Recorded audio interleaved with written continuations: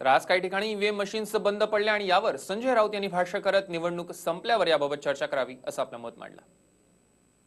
हिंदुस्थानमध्ये त्या तापमानामध्ये आपण ईव्हीएम वापरू शकत नाही।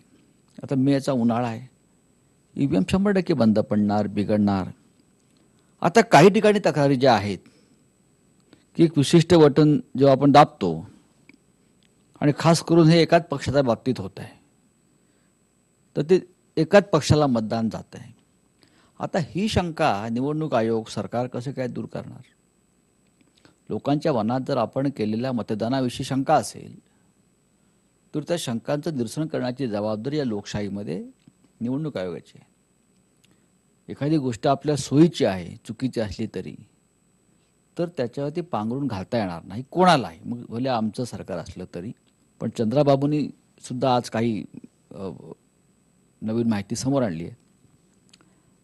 भाजपच्या अनेक नेत्यांनी अशा प्रकारची माहिती तेव्हा समोर आणली होती। या सगळ्यावरती पुन्हा एकदा लोकसभा निवडणुकानंतर एकत्र बसून निर्णय घेणं गरजेचं आहे। हा व्हिडिओ तुम्हाला आवडला असेल तर असे आणखी व्हिडिओ पाहण्यासाठी TV9चं YouTube चॅनल सबस्क्राइब करा, बेल बटन दाबा। ताज्या घडामोडींसाठी लॉग ऑन करा tv9marathi.com।